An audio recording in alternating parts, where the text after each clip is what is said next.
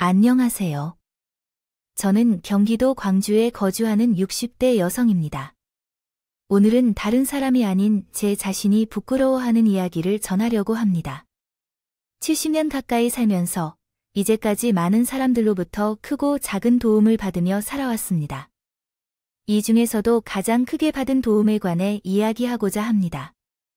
또한 내가 저질렀던 실수에 대해 솔직하게 고백하고 자신 있게 나선 일에 대한 반성도 함께 전하려고 합니다. 제가 왜 자신의 부끄러움을 공개하냐 라는 생각이 드실 수 있지만 이것은 내가 범한 실수에 대한 반성이자 감사한 마음을 한 번 더 재확인하는 계기라고 생각해요. 그래서 용기를 내어야 한다고 느꼈습니다. 그럼 제 이야기를 시작하기 전에 제 결혼 생활에 대해 먼저 설명드릴게요. 저는 연애를 통해 만난 남편과 결혼해서 아이를 낳았습니다. 셋 자녀를 낳아 가정을 다복하게 이끌고 있었습니다. 원단 장사를 하던 남편은 경제적인 수입이 안정적이어서 나는 전업주부로서 아이들의 양육과 남편을 돌봄에 하루 종일을 보냈었습니다. 사남매가 끊임없이 뛰어다니며 가만히 있는 것을 좋아하지 않아 아이들을 키우고 남편의 도움까지 받으려는 것은 쉬운 일은 아니었지만 어려운 순간마저도 감사하면서 만족스러운 삶을 살고 있었습니다. 그러던 어느 날 남편이 심한 피로를 호소하며 입맛이 없어 한다고 했습니다. 나는 남편의 상태가 일시적으로 좋지 않다고 판단하여 더욱 신경 써서 요리를 하고 그의 몸을 케어하기 위해 보약도 사러 다니기 시작했습니다. 먹였습니다. 그러나 남편은 피로를 계속 호소했고 나중에는 부종 증상까지 나타났습니다. 그때야 남편의 몸에 이상이 있다는 것을 깨달았고 대형 병원에서의 진료를 예약했습니다. 하지만 진료 날짜가 다가오기 전에 갑자기 남편이 경련을 일으키고 쓰러졌다는 연락을 받았습니다. 삼남매를 이웃집에 맡기고 급하게 남편을 실려간 병원으로 향했고 그곳에서 남편이 급성 신부전증이라는 진단을 받게 되었습니다. 다행히 위급한 상황은 아니었지만 빠른 치료와 관리를 받지 않으면 사망할 수도 있다고 경고받았습니다. 의사 선생님의 말에 따르면 남편이 죽을 수도 있다는 상황을 접하면서 세상이 무너지는 듯했습니다. 남편의 아픔은 모두 제 잘못이었다고 생각했고 제가 남편을 제대로 돌보지 못해 아픈 것이라고 자책했습니다. 그래서 병원을 찾아가면 남편의 치료에만 집중했습니다. 이후 남편은 수액 및 투석 치료를 받으면서 병원의 치료 지침을 따랐지만 병원 검사 결과로는 남편의 신장 상태가 계속 나빠지는 것이 보였습니다. 결국 이식 수술 외에는 해결책이 없는 상황에 처했습니다. 가족들 모두 이식 수술을 하려는 자원은 하였지만 그때에는 공여자가 없어서 톨록해. 조건이 까다로웠습니다. 수술 부작용 때문에 우려가 많았기 때문에 부적합한 경우가 많았습니다. 혼자서 남편을 키우신 어머니께서는 나이가 많아 공여자 자격이 되지 않으셨고 저는 혈액형 때문에 불가능했습니다. 또한 아이들은 너무 어려운 판단이었습니다. 남편이 외동이었기 때문에 더 이상 가족 안에서는 공여자를 찾을 수 없었습니다. 그래서 친척들에게 도움을 요청하였습니다. 그러나 도와주겠다고 나선 친척들은 이식 수술 공여자 자격에 맞지 않았고 다른 분들은 자신들의 건강을 염려해 검사받는 것도 거절하셨습니다. 그런데 그때 자신의 신장을 기증하겠다는 은인이 나타났는데 그 사람 또한 공여자 검사 결과 자격이 맞는 분이었습니다. 남편의 고향 친구였던 철민 씨는 사실상 남편과는 둘도 없는 친구 사이였습니다. 비록 우리 사는 곳이 멀어서 자주 만나지는 못했지만 철민 씨는 남편에게 맞는 이식 대상자만 기다리고 있었던 우리 가족으로서는 너무나 감사하고 고마운 존재였습니다. 이식 수술이 가능하다는 검사 결과를 받자마자 조금도 망설임 없이 수술을 받겠다고 하면서 너무나 우리를 안심시켜 주었죠. 그러나 이식 수술이라는 것이 건강한 사람의 장기를 수술 때 위로 끌어올리는 것이라는 생각에 감사한 마음과 별개로 미안한 감정이 우리 가족 속에 많이 떠올랐습니다. 게다가 당시 철민 씨는 결혼을 앞둔 상황이었기에 환자의 가족으로서 우리는 더더욱 미안할 것 같은 마음이 들었습니다. 염치가 없는 느낌이었습니다. 그런데 철민 씨는 물론이고 철민 씨의 아내가 될 나경 씨까지 모두를 살리는 일이 우선이라며 미안해하지 말라고 하셨어요. 재수 씨, 그만 미안해하세요. 수술을 받고 회복하면 저도 일상생활이 가능하다고 의사 선생님께서 말씀하셨죠. 제가 워낙 건강한 체질이라서 금방 회복할 거예요. 그리고 제 절친한 친구가 여러 번 목숨을 잃었다 살았는데 더는 지체할 수 없어요. 제가 아팠다고 하면 진호 녀석도 지금처럼 행동하고 말했을 거예요. 그러니까 너무 미안해하지 마시고 이제 진호 걱정도 그만하세요. 수술 받고 나오면 다시 건강해질 겁니다. 모습으로 돌아올 것입니다. 그래도 결혼까지 앞두신데 장래씨, 저희 정말 괜찮으니까 마음 편하게 가지세요. 저도 좋은 마음으로 이 사람 수술을 허락한 거니까요. 그리고 이제 우리 같이 남편의 건강 회복에 신경 써요. 만남도 자주 가고 연락도 자주 하면서 말이에요. 정말 고마워요. 제가 이 은혜는 잊지 않고 꼭 갚을게요. 두 사람이 우리 그 일을 또 우리 가족을 살렸어요. 정말 고마워요. 은인 같은 사람들이었어요. 만약 저였다면 쉽게 내릴 수 없는 결정인데 두 사람은 한마음 한뜻으로 제 남편을 살리려고 했죠. 두 사람의 고마운 마음 덕분인지 남편의 이식 수술은 무사히 끝났고요. 남편은 천천히 건강을 회복해 나갔습니다. 철민 씨도 수술을 받은 후에는 먼저 병원에서 몸을 추스린 뒤 우리 집에 돌아왔고 그 후 고향으로 내려가 마저 몸을 회복했습니다.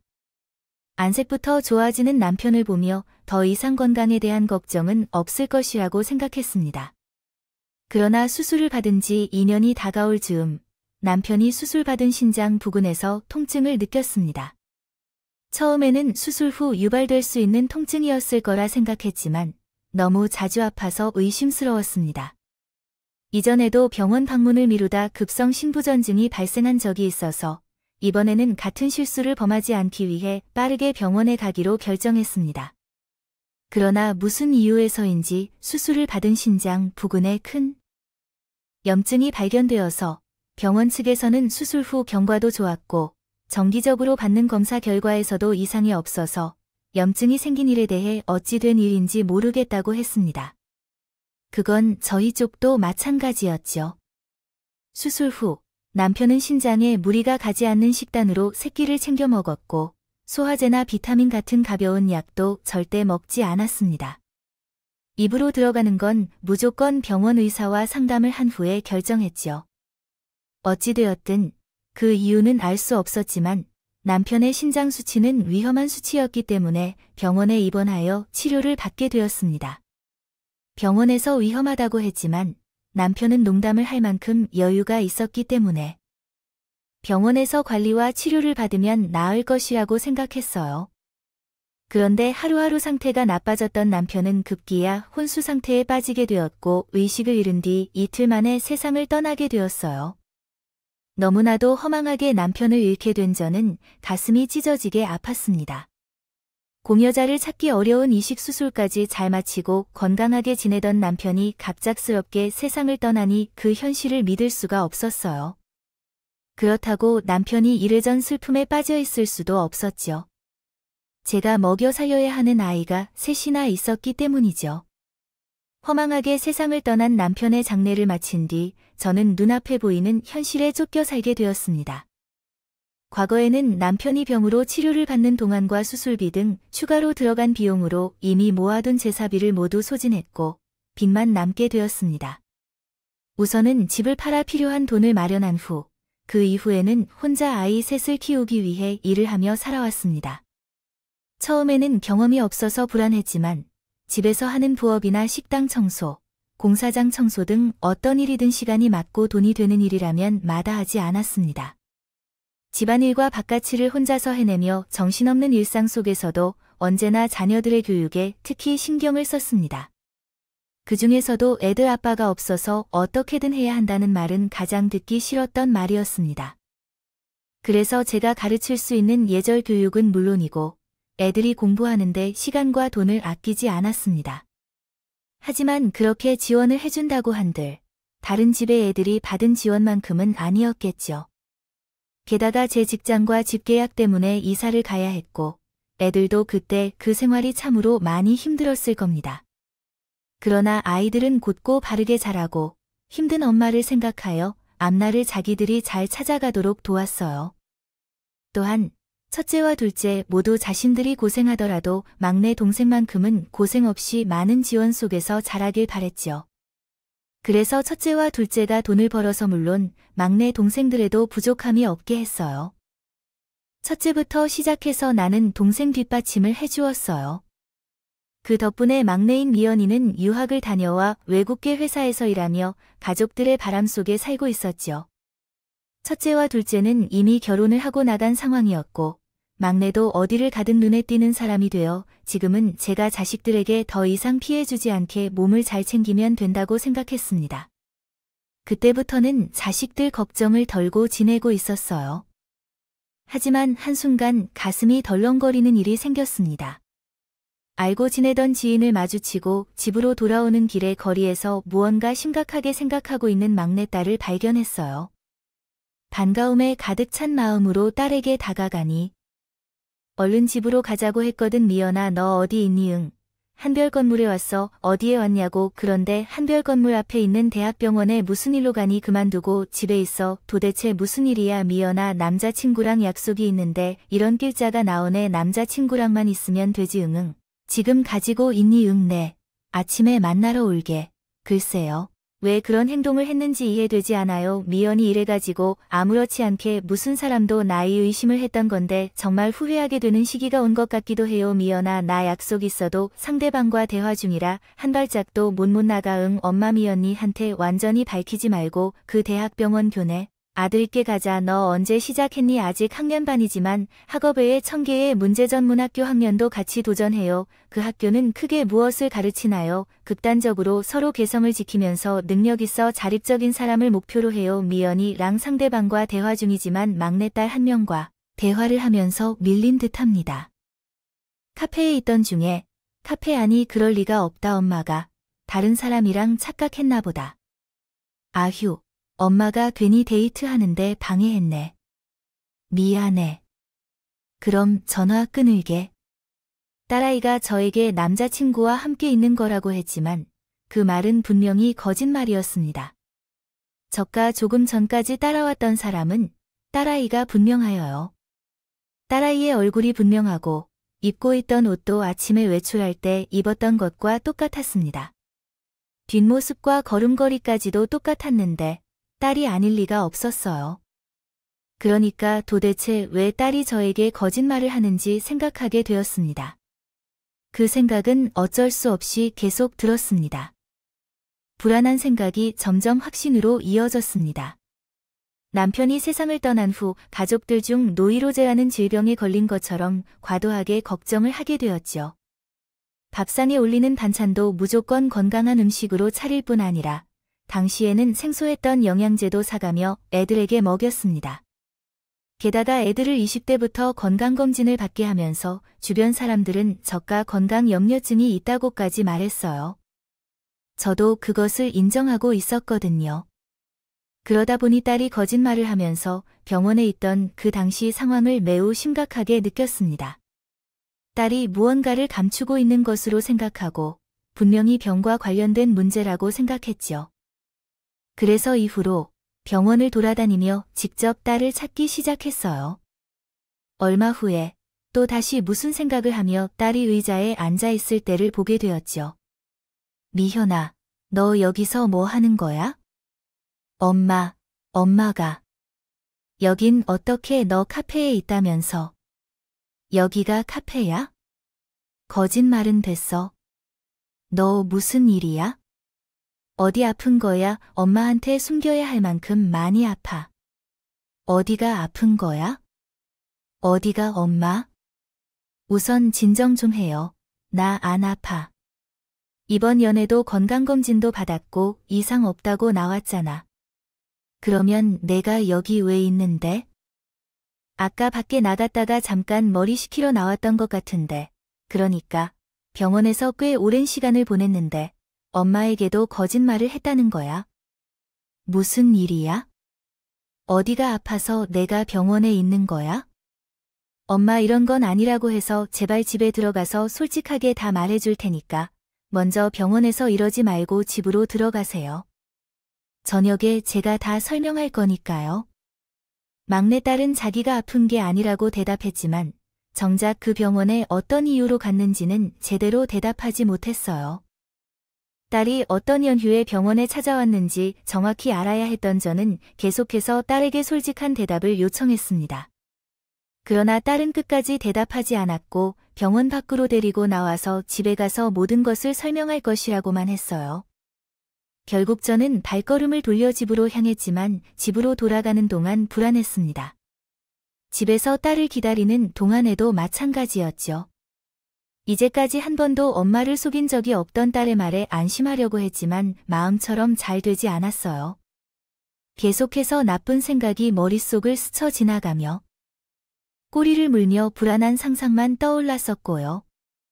딸을 기다리는 동안 1시간이 10년 같았습니다. 그리고 불안한 마음에 가만히 앉아 있을 수 없었어요. 그렇게 집 곳곳을 돌아다니며 딸이 오기만을 기다리는 도중에 드디어 딸이 현관문을 열고 집 안으로 들어왔어요. 저는 현관 앞으로 나가 딸이 집에 들어오는 걸 보고 붙잡았고 낮에 있었던 일에 대해 물어보게 되었어요.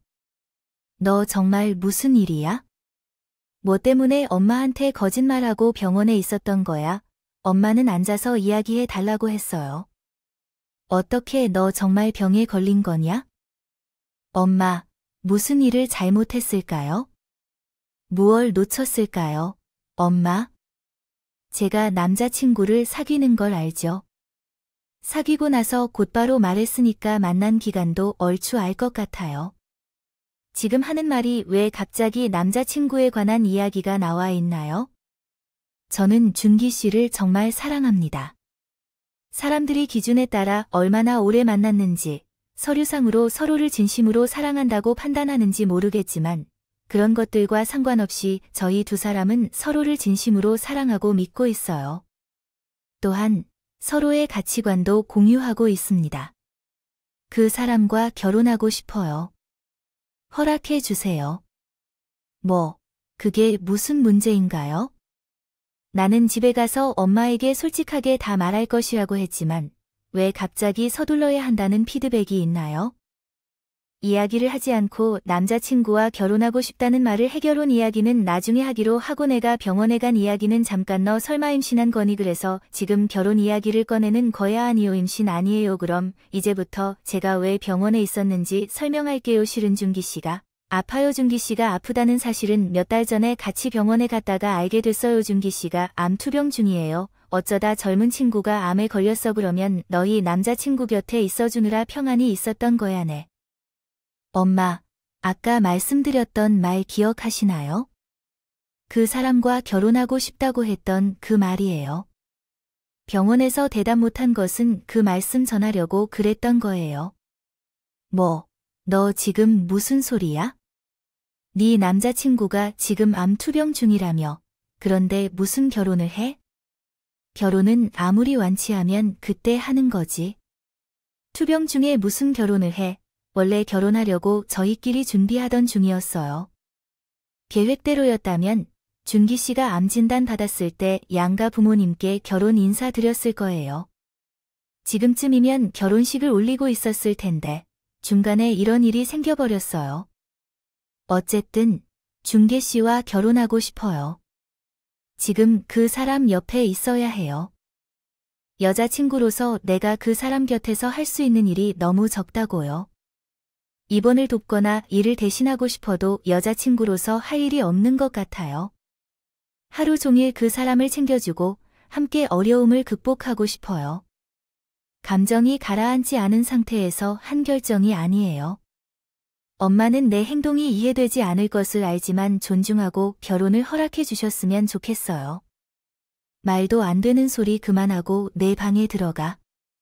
그리고 남자친구와 사귀는 것에 대해서는 내가 간섭하지 않을 거야. 그러나 방금 말한 내용은 다시 말하거나 생각해선 안 될 것 같고요. 엄마께서는 결코 허락하지 않으실 것 같아요. 엄마 제발, 엄마가 뭘 걱정하는지 알아요. 저도 최악의 상황을 고려하지 않는 것도 아니지만 만약 그런 결과가 나온다 해도 그 사람 곁에 서로 있어 줄래요? 제가 보호자가 되어 그 사람을 도울 수 있도록 손과 발이 되어주고 싶어요. 또한 모든 상황이 나쁜 것만은 아니에요. 현재 항암 치료를 받고 있고 충분히 나을 수 있는 가능성이 있어요. 그러니 저를 믿고 허락해 주세요. 엄마네 남자친구에게 바라는 것이 많지 않아요. 가난하거나 모자라도 괜찮아요.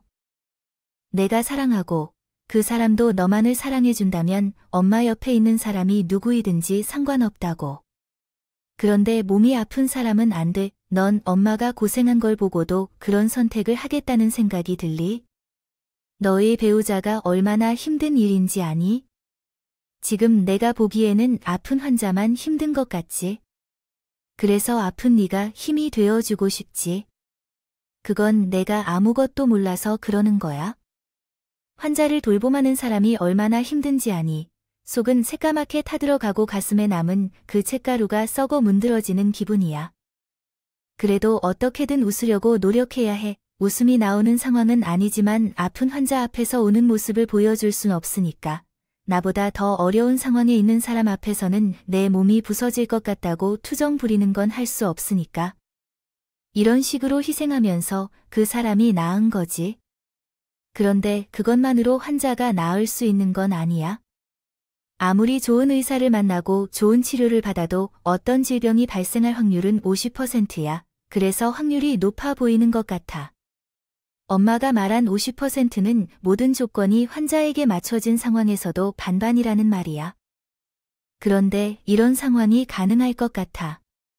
너도 자신의 남자친구가 항암 치료를 받고 있어서 동행했다는데 아이고 아닐까? 네 남자친구가 처음 항암 치료를 받았을 때처럼 치료를 몇 번 한 뒤에도 웃으면서 괜찮다고 말했던 건지. 처음에 받았을 때와 차이가 있지 않아? 그런데 나중에는 어떻게 될 것 같아? 환자와 보호자 모두 하루에 몇 번씩 감정이 지쳐 편해져서 그런 한 사람의 모습이 그렇게 될 수밖에 없는 것 같아서 미안하다. 너 지금의 남자친구의 병을 빨리 알아차리지 못했다는 죄책감 때문에 또는 내 남자친구와 결혼하지 않겠다는 결정을 내리면 내가 나쁜 여자로 느껴지는 것 같아서 잘못된 판단을 하고 있는 것 같아. 그러니까 결혼 이야기는 없는 채 넌 여자친구로서 있어줬으면 해. 역할을 하러 남자친구를 만나러 가기 전에 그 집에는 부모님과 형제들도 있을 텐데 그러니까 왜 너는 나를 걱정하고 고생시키려는 거니?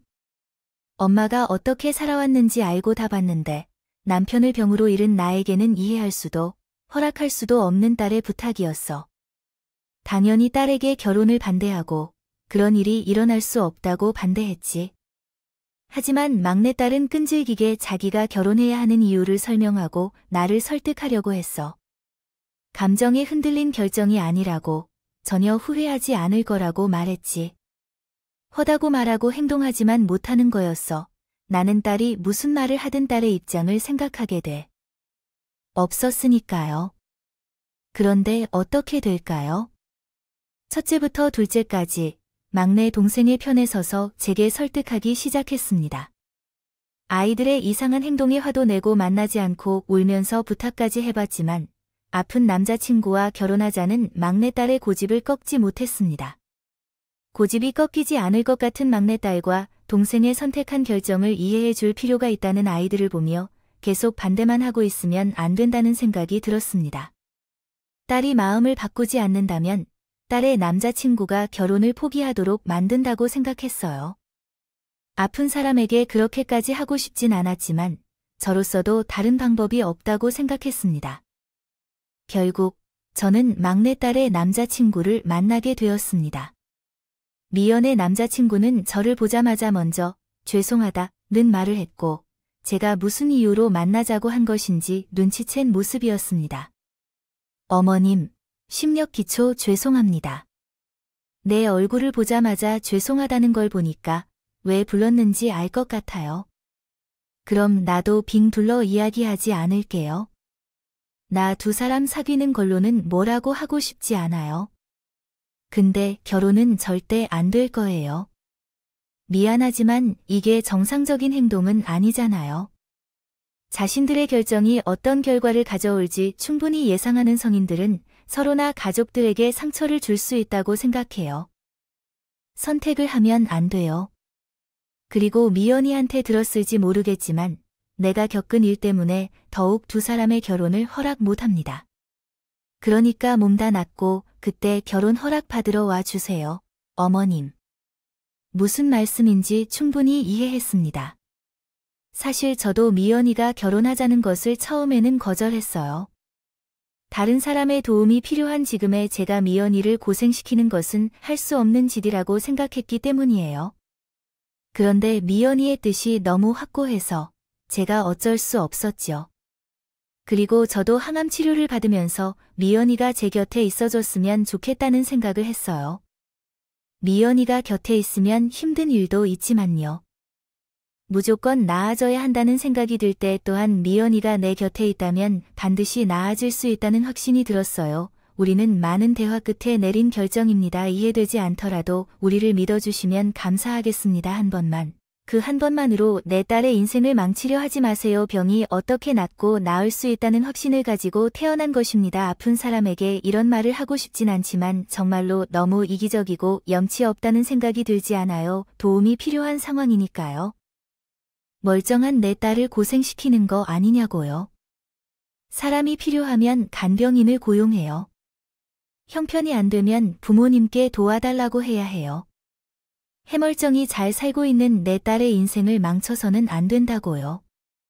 막내딸과 똑같은 말을 하는 딸의 남자친구에게 화가 났던 저는 신랄한 말을 뱉으며 결혼을 포기하게 하려고 했습니다. 하지만 막내딸도 딸의 남자친구도 자신들의 의견을 꺾지 않았고 제가 반대할수록 두 사람 사이가 더 단단해지고 있었어요.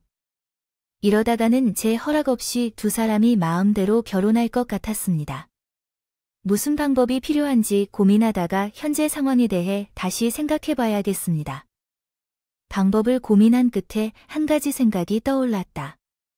딸의 남자친구 측 부모 앞에서 모욕적인 언행을 해서 두 사람을 갈라낼 필요가 있다고 생각했기 때문이다. 따라서 막내딸에게 어쩔 수 없어 보이며 결혼을 승낙한다고 말했고 딸의 남자친구가 우리 집에 인사를 오게 했다. 그리고 남자친구 측 부모님을 만나 상견례 날짜를 잡았다. 그러나 상견례를 며칠 앞두고 이번 결혼을 더 이상 반대할 수밖에 없는 한 가지 더 이유가 추가로 생겼다. 얘기를 듣니 막내딸 남자친구의 집안에 아픈 사람이 한 명 이상 있었다. 그 집 아버지로 알려진 사람도 몸이 안 좋다고 했다. 엄마가 그 상견례 때 말해야 할 것이다. 준기 씨의 아버지께서는 오실 수 없을 것 같아요. 그러면 왜 상견례를 미루려고 합니까? 준기 씨의 아버님께서 몸이 많이 안 좋으시다면 어디가 아프신 것은 아니지만 너무 힘들어 하시고 보통 사람들이 생각하는 일상생활도 힘들어 하시는 모습이 보였어요. 그래도 상견례 때 꼭 참석하고 싶어 하셨는데 아무래도 몸이 흔들린다는 느낌이 들었어요. 당일까지 시간이 남았으나 상견례 당일에는 그런 말을 전하면 예의에 어긋난다고 하셨기 때문에 일단은 오지 않을 것으로 생각했었어요. 그래서 어떻게든 상견례 자리를 마련하여 두 사람이 따로 갈 수 있도록 결심했어요. 막내딸이 상견례를 치르기로 한 날까지입니다. 불안했지요. 상견례장에서 제가 심한 말을 뱉을까 우려되어 걱정되었던 거였어요. 엄마, 내일 상견례 자리에서 이야기하다 보면 어쩔 수 없이 준기 씨와 아버님 몸 상태에 대해서 이해할 텐데 표정이나 말은 조심스럽게 하시고 우리끼리 있을 때처럼 편하게 대화하되 실수하지 않도록 주의해 주세요. 결혼 허락을 받고 상견례 자리까지 가야 하는데 왜 엄마가 그 자리 분위기를 망칠까 걱정되어요. 물론 아직도 그 집 상황이 제 마음에 들지는 않지만 그 집안에서 반대하지 않으면 이 결혼이 엎어질 수도 있다 생각되지만 그렇게 딸을 안심시켜 놓고 내일 상견례 자리에 나온 상대편 엄마에게 어떻게 모욕감을 주어야 할지요. 상대방도 결혼을 반대할지 모르기 때문에 어떻게 행동해야 할지 고민하며 밤을 보냈습니다. 다음 날 마음을 다잡고 두 사람을 떼어놓기 위한 상견례 자리로 나가기로 했어요. 딸의 남자친구와 그의 엄마는 우리보다 먼저 상견례 자리에 도착해 있었습니다. 우리 가족도 약속 시간보다 일찍 도착했는데요. 그 시점에서 그들의 행동조차 무례하게 느껴졌어요. 자기들의 결혼이 불가능하다는 것을 스스로 알기에 우리 쪽에서 올만한 척하려는 모습이었던 것 같아서요. 그래서 말이 나오기 전에도 이미 두 사람을 이별시킬 자신감이 생겼습니다. 상대방이 우리의 의견을 알고 있는 듯하니 반대하더라도 순순히 따를 준비가 되었습니다. 뭐 좋은 일이라고 자리를 길게 가지다 중간에 말을 꺼내겠다고요. 어차피 뭐 전화상대나 기분이 나쁜 건 똑같을 텐데 빨리 자리를 끝내는 게 맞는 일이라고 생각해서 지체하지 않고 말씀드릴게요. 일찍 와주셔서 다행이네요. 더 시간 낭비할 것 없이 제가 이 자리에 나온 목적을 말씀드리겠습니다. 서로 차식 키우는 입장에서 제가 하는 말을 이해해 주시리라고 생각합니다. 솔직히 저는 결혼을 인정하지 않습니다. 애들의 결혼을 허락하기 위해 자리를 나와서 춘기 어머님께서 결혼을 반대해 달라고 하시고 있는데 어떤 일이 있던 결론은 같아요. 원래는 더 심한 말씀을 드리고 싶었으나 현재 상황을 고려하여 그만두겠습니다. 했습니다만 보아하니 준기 어머님께서도 이 결혼이 얼마나 턱도 없는 일인지 알고 계시는 얼굴이라 이 정도로 얘기하는 거예요, 아시죠? 이 결혼에 문제가 되는 부분에 대해서 저희도 남들 앞에서 자랑할 만한 집안은 아니라는 걸 압니다. 그런데 어떻게 암 환자를 사위로 맡겠습니까? 거기다 바깥분께서도 몸이 안 좋아서 집에 계신다면서요. 그런 집에 어떻게 제 딸을 시집 보낼 수 있겠어요? 저도 제 남편 투병 생활하는 걸 다 보고 간병하다 그 사람을 떠나 보냈기 때문에 환자 가족의 삶을 누구보다 잘 알아요.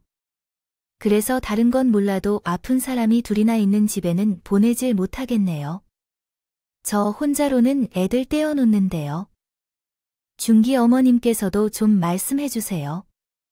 엄마, 지금 무슨 소리를 하시는 건가요? 여기서 왜 그렇게 되시는 건가요? 갑자기 쏟아지는 제 말에 놀란 딸은 왜 그러는 건가 했더니 인 난리였고 딸의 남자친구는 고개를 푹 숙여 그 상황을 받아들이기 어려워했습니다. 두 사람의 반응을 보며 나도 기분이 좋을 수 없었어요. 하필이면 과거에 내 남편과 있었던 일 때문에 딸의 남자친구 쪽 집안 상황이 그러했기 때문에 벌어질 수밖에 없던 당시 상황이 나도 안타까웠지만 저는 엄마이기 때문에 딸에게 가장 행복한 미래를 만들어 주어야 했습니다. 그래서 어찌할 수 없었어요. 저는 두 사람의 얼굴을 확인한 후 내가 한 말에 대한 대답을 듣기 위해 딸의 남자친구의 어머니를 쳐다봤어요. 남자친구의 어머니도 놀란 듯이 저를 빤히 쳐다보고 있었어요. 그러나 그녀가 쳐다보는 모습이 좀 이상했어요. 화가 난 표정도 아니고 너무 놀란 표정도 아니었어요. 그냥 계속해서 제 얼굴을 쳐다보면서 무언가를 확인하는 듯한 느낌이었어요. 그러다가 제가 한 말과 상관없이 말했어요. 우리 어디서 본 적이 있죠? 당신 설마네 무슨 말씀을 하시는 거예요? 그런데 방금 전에 남편분이 투병 생활을 하셨다고 했거든요. 혹시 신부전증이 아니었어요? 이식 수술도 받았고네. 그걸 어떻게 아세요? 맞아. 나 모르겠어요. 우리 본 적이 있는데 왜 그날 김철민 씨의 아내가 되는 사람이에요? 우리 남편들 수술하기 전에 그리고 수술 후에도 팠던 거 기억 안 나요네. 맞아요. 우리 어떻게 이런 자리에서 만나요? 어머, 이게 정말 무슨 일이야. 믿을 수 없게도 제 앞에 있던 사람은 제 남편에게 신장을 이식해줬던 철민 씨의 아내분이었어요.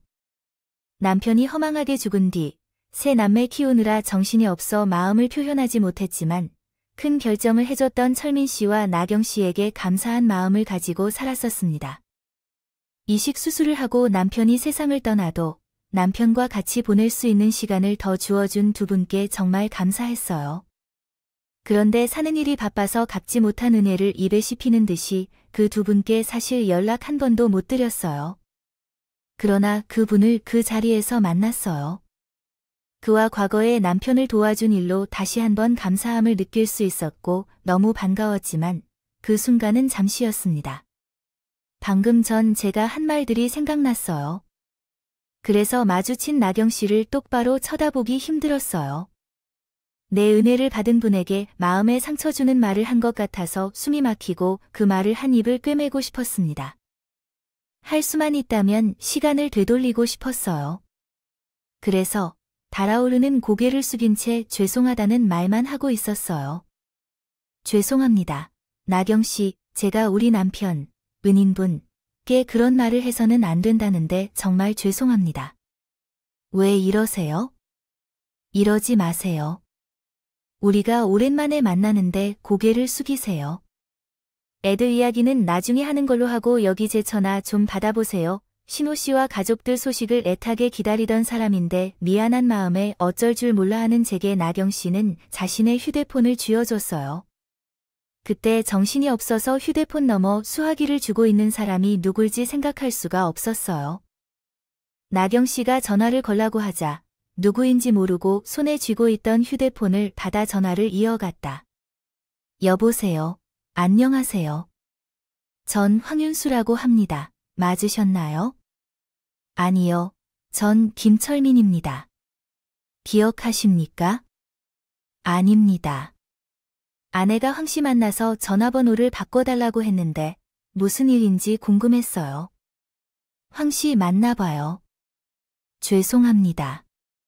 제가 빨리 찾아가서 패스해야 했는데 큰 빚을 지게 한 채 연락을 전혀 못해서 정말 죄송합니다. 그리고 아내와 자식들께 돌이킬 수 없는 큰 실수를 저질러 말았습니다. 변명할 것은 없습니다. 제 잘못입니다. 제가 이기적이어서 심술이 나빠서 하지 말아야 할 실수를 너무 크게 했습니다. 그것 또한 제 남편의 생명을 구해주신 분께 정말 죄송합니다. 제가 무릎을 꿇고 사죄드리겠습니다. 아이야, 제수님은 무엇을 말씀하시는 거죠? 그리고 우리 사이에 이해할 수 없는 실수가 어디 있었습니까? 다시 말씀해 주실 수 있나요? 그나저나 제수님, 저야말로 죄송합니다. 진호 그놈을 마지막으로 보내주지 못해서 죄송합니다. 마음은 꼭 가고 싶었으나 상황이 좋지 않아서 배웅해주지 못했습니다. 젊은 여자가 남편 이야기를 하며 울자 저도 눈물이 터지고 말았습니다. 그와 별개로 별난 가족에게 미안해해오던 눈물이 그렁그렁하게 마른 상태에서 죽은 남편 이야기를 꺼내며 미안해하는 철민 씨의 말을 듣게 되었어요. 눈물이 터졌다. 그런데 울고 있는 나를 나경 씨가 진정시켜 주었고 마음이 진정되자 수학이 넘어 철민 씨에게 이제까지 모르고 있던 그간의 이야기를 듣게 되었어요. 그 이야기를 듣고 나는 다시 한번 죄지었어요. 신장 이식 수술 이후 철민 씨는 많은 고통을 겪었다고 합니다. 수술 부작용 때문인지 몸이 전과 같이 회복되지 않았다고 했어요. 무리하지 않는 평범한 일상을 보내고 있었는데도 항상 피로를 느끼고 가끔은 수술 부위에서도 통증을 겪었다고 합니다. 그 후 이식 수술을 통해 잠시나마 평범한 일상을 즐기던 남편과는 달리 철민 씨의 몸 상태는 날이 갈수록 더 악화되고 있습니다. 상황이 악화되었다고 합니다. 병원에서도 철민 씨의 몸 상태에 맞는 치료가 딱히 없어서 영양제와 면역억제제만을 복용하는 것이 병원에서 제공할 수 있는 치료의 전부였다고 했습니다. 그러나 수술 후 부작용이 있다는 사실을 숨겼다고 합니다.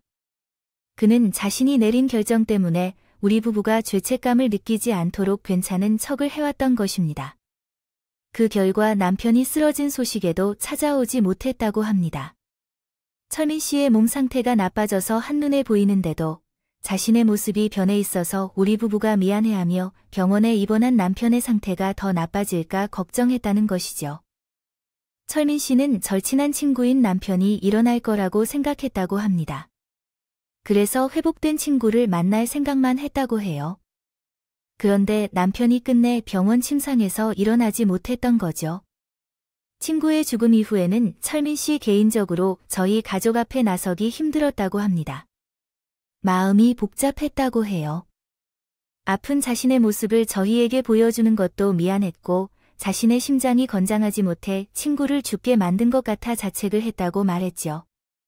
결국 철민 씨는 제 남편의 장례식장이 가지 않기로 했고 자신의 집에서 세상을 떠난 친구를 생각하며 피눈물을 흘렸다고 합니다. 그렇다고 영영 저희들 앞에 나타나지 않겠다고 결심했습니다. 생각하지 않았던 거예요. 우리 가족이 남편의 일로 슬픔에 빠져 있을 때 조금이라도 괜찮아지면 그때 찾아와서 과거 일들을 설명하고 우리에게 필요한 도움을 주려고 했어요. 하지만 철민 씨의 상태는 점차 더 나빠지고 우리 가족은 제 자리를 잃어서 이곳저곳을 돌아다니며 만날 수 없었던 거죠. 그동안 있었던 일들을 듣고 난 이후에는 죄송한 마음뿐이었어요. 꼭 철민 씨라고 하지 않아도 이 가족의 이야기를 듣고 조금 전과 같이 행동하지 못했을 것이라고 생각이 들었죠. 거기다 못된 말을 한 곳은 철민 씨의 가족이라 더 가슴 아프고 죄송했습니다. 만약 남편을 도와주지 않았다면 철민 씨네 가족이 다른 삶을 살고 있을 거라는 생각에 나 자신이 한없이 부끄러웠습니다. 그래서 전화기를 붙잡고 있는 동안에 숙였던 허리를 펼 수가 없었어요. 또한 죄송하다고 미안하다는 말을 그만할 수 없었죠. 그런데 전화기 너머 철민 씨도 그렇고 옆에 있던 나경 씨도 그렇고 원망하는 목소리 하나 없이 괜찮다며 절 위로해 주셨습니다. 아, 재수 씨, 뭐가 미안해요? 연락은 저희가 먼저 안 했는데, 그리고 제 몸이 아픈 것도 진우나 재수 씨 때문이 아니잖아요. 살면서 맞닥뜨리는 불행은 누구의 탓도, 누구를 원망할 수도 없는 거, 재수 씨도 아시잖아요. 그러니까 이제 미안하다는 말은 그만하는 게 좋을 것 같아요. 그럼에도 불구하고 철민 씨가 채수를 받은 이유로 죄송해요. 전 철민 씨가 아프다는 걸 모르고 있었어요. 나경 씨와 준기 군에게 너무 큰 잘못을 저질렀어요. 나경 씨에게 진심으로 미안해요. 그런 말을 한 게 옳지 않았는데 나도 같은 엄마이지만 그 정도 이해하기 어려워요. 제가 같은 상황이었다면 같은 마음을 느끼셨을 것으로 생각돼요. 더구나 진호 씨는 미리 잃은 상황이라 그쪽은 더 예민할 것 같아요. 여자 혼자 새 아이를 키우는 게 쉽지 않을 텐데요. 그런 애정은 좀 부족하지 않았을까 싶어요. 엄청난 애정으로 키운 딸이 아픈 남자친구와 결혼한다고 하면 당연히 반대할 수밖에 없겠죠. 나도 오늘 상견례 자리에 오신 미연 씨, 어머님께서 한 소리를 들으시겠구나 생각했기에 마음을 단단히 먹고 왔어요. 그러니까 방금 말씀하신 것들은 너무 마음에 상처 주시지 마세요. 그리고 정말 고생 많았어요. 전부를 이해할 수는 없었지만 미연 씨를 통해 어머님께서 어떻게 살아오셨는지, 얼마나 열심히 살아오셨는지 들었어요. 같은 여자로서, 엄마로서 존경스럽다고 생각하고요. 우리 어제 있었던 일은 이제 있고 서로의 이야기를 나누며 타독해 주기로 했어요. 혼자서 고통스러웠다며 저의 행동을 이해해 주신 나경 씨의 말에 지난 30여 년 동안 남편 없이 혼자 가정을 꾸려나가기 위해 노력했지만 어떤 상황에서도 무너지지 않으려고 노력했던 제가 마침내 무너져 버렸습니다. 무릎을 꿇고 엉엉 소리를 지르며 오열하게 되었죠. 오열하는 저를 아이들이 안아줬고 나경 씨가 제 손을 놓지 않고 잡아주었습니다. 이후 조금씩 진정이 되던 저에게 나경 씨가 아이들의 결혼에 관해 이야기를 꺼냈어요. 자, 미안해. 어머님이 결혼 아픈 자식을 둔 차로서 이미 10개라도 할 말이 없고 무슨 말을 해도 영치 없는 말이라는 걸 알아요. 그래서 저도 애들을 말려봤습니다. 그런데 두 사람은 도저히 떼어 놓을 수가 없더라고요. 이 아이들은 우리가 반대한다고 말린다고 서로를 포기할 수 없는 아이들이에요. 그렇다면 두 사람의 마음이라도 편하게, 후회하지 않게 하는 것이 우리의 몫이 아닐까요? 그리고 준기가 약속하더라도 미연이를 위해, 또 미연이의 어머니를 위해 꼭 암을 이겨보겠다고 했어요. 준기가 제 아들이라는 것이 아니라 준기는 자신이 한 말을 꼭 지키는 믿음직한 아이입니다. 그래서 저는 전춘기를 믿으려고 해요. 두 사람뿐만 아니라 두 사람을 믿고 이 결혼을 허락하는 거예요. 그러니 미연이의 어머니께서도 조금만 더 아이들을 믿고 아이들의 입장에서 생각해 주셨으면 좋겠어요. 물론 허락해달라고 강요하는 건 아니에요. 어떤 결정을 하시든 미연이의 어머니의 선택을 존중할 거예요. 나경 씨의 그 말을 듣고 난 뒤 잠시 혼자 생각하는 시간을 가졌던 저는 미연이와 준기를 쳐다봤습니다. 그리고 두 사람에게 물었죠. 너희 나와 준기 어머님께서 반대해도 끝까지 결혼할 거니? 죄송하지만 저희 어떤 일이 있어도 헤어지지 않을 거예요. 그럼 미연이, 너 앞으로 무슨 일이 있어도 준기 옆에 있을 자신 있어? 네, 준기군은 어머님의 한 말을 지킬 수 있겠어요. 미연이를 위해서, 나를 위해서 낳은 것이라고 믿겠다는 말이네. 반드시 낳을 거예요. 좋은 남편, 좋은 아들, 좋은 사위가 되겠습니다. 내 딸을 지켜줄 수 있을 만큼 건강해질 수 있다는 거죠. 미안해. 내가 그리고 언니, 오빠가 정말 관심을 많이 쏟았고 모든 것을 해주려고 노력했지만 채워주지 못한 부분이 많아요. 그 결핍된 부분을 춘기군이 옆에서 우리 대신 채워준다면 그건 춘기군만이 할 수 있는 것 같아요. 그래서 이전과 이제까지 제가 춘기군에게 잘못했던 것들에 대해 사과할게요. 미안해요. 그리고 우리 딸을 부탁할게요. 행복하게 살 수 있게 해주세요, 어머니. 감사합니다. 저 정말 미연이를 행복하게 만들어 주겠습니다. 이 세상에서 가장 행복한 여자로 만들겠습니다. 그리고 어려운 결정을 내려주신 어머님께 정말 잘할 것입니다. 그 은혜를 꼭 갚겠습니다. 결혼을 허락해 주셔서 감사합니다. 그날 알게 된 사실과 받은 위로 때문에 감사함을 느껴서 감정적인 상태로 두 사람의 결혼을 승낙한 것이 아니었어요. 오히려 저는 더 차분하게 생각한 후 내린 결정이었죠. 그때까지 두 사람을 갈라놓을 수 없다는 것을 알면서도 시간을 들여 결정을 내렸습니다.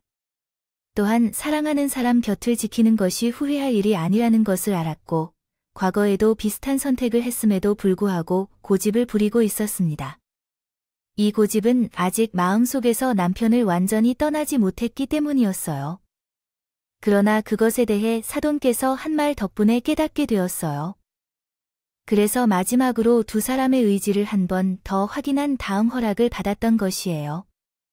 우여곡절 끝에 상견례 자리를 양가 모두 만족스럽게 마친 후 저는 이제 사돈이 된 철민 씨와 나경 씨 집으로 찾아갔습니다. 그리고 매우 오랜만에 만난 철민 씨에게 정중한 감사의 말과 죄송한 인사를 여러 번 전했어요. 철민 씨는 마치 친구인 제 남편을 맞이하는 듯이 따뜻하게 반겨주었고 우리는 서로가 살아온 이야기를 나누며 이제까지 공유하지 못했던 이야기를 털어놓았습니다. 그 이후 양가 가족들 모두 자연스럽게 어울리게 되었고 미연이와 준기는 양가 가족의 축복 속에 함께 행복해졌습니다. 결혼식을 올린 후 미연이와 준기가 결혼한 뒤에는 제가 할 일이 한 가지 더 늘었습니다. 사위 준기가 암 치료를 받을 때마다 쫓아다녔던 것이었죠. 미연이와 사돈께서도 말렸지만 여유가 있을 때마다 준기를 돌보겠다며 제가 고집을 부렸습니다. 이는 제 남편이 사돈께 받은 도움과 제가 저질렀던 실수를 만회하고 보답하고자 하는 행동일 뿐만 아니라 제 딸의 행복을 위한 행동이기도 했습니다.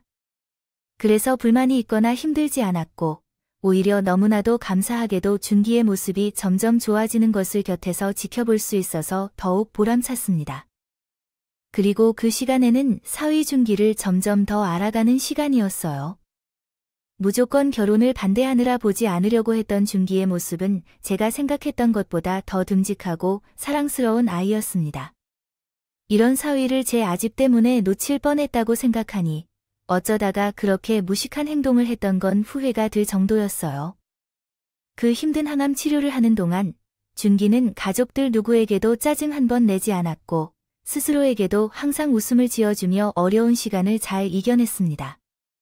그리고 결국 자신이 약속했던 대로 암 완치 판정을 받았어요.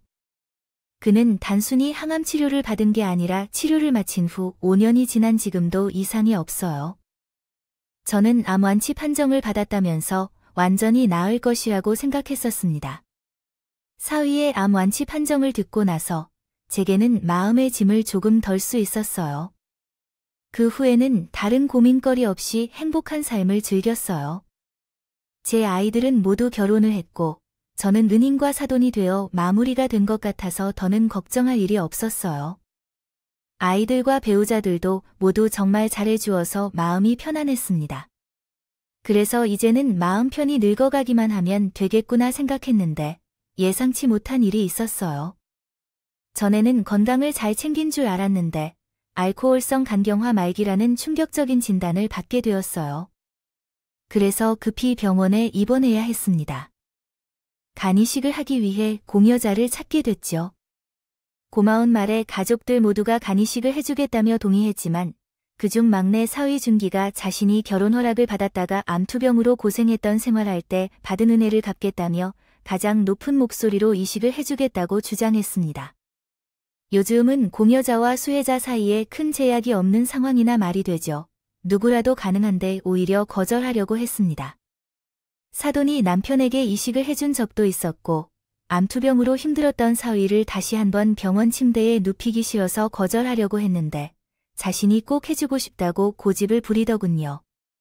다른 가족들은 몰라도 막내딸과 사위의 고집은 저번 일로 잘 알고 있었습니다. 고집 부리는 쪽을 꼬집을 수 없다는 것을 알고 있었기 때문에 신랑이라도 덜 까다롭게 받아들이기로 결심했어요. 물론 제가 제 아이들만큼 소중히 여기는 사위의 마음을 걱정했지만 둘의 의견이 일치하며 사돈도 허락해 주었기 때문에 다른 생각은 하지 않기로 했죠. 그렇게 해서 지금은 사위의 덕분에 건강을 잘 챙기며 지내고 있습니다. 사위 준기도 다행히 건강하게 지내고 있고요. 예전에는 제 잘못된 판단과 자존심 때문에 준기를 믿지 못하고 미워했었지만 이제는 준기가 제게 생명의 은인이자 가장 사랑하는 제 자식이 되었습니다. 다시 만나게 된 남편의 은인, 사돈들께도 항상 감사한다는 말을 전하는 것을 입에 달고 지내고 있어요. 앞으로 가족 모두를 공평하게 사랑하며 지내겠지만 이 세 사람과는 더 특별한 관계로 지내지 않을까 싶네요. 제 목숨 다하는 날까지 감사히 하면서 말이에요. 여기까지가 제 삶을 180도로 바꿔놓은 이야기이며 이제부터는 반전 없이 힘들지 않고 평탄하며 행복한 삶을 살아갈 겁니다. 제 사연 채택해 주셔서 감사하고 이만 인사드리고 물러나도록 하겠습니다. 감사드리고 다들 감상해 주셔서 감사합니다. 안녕히 계세요.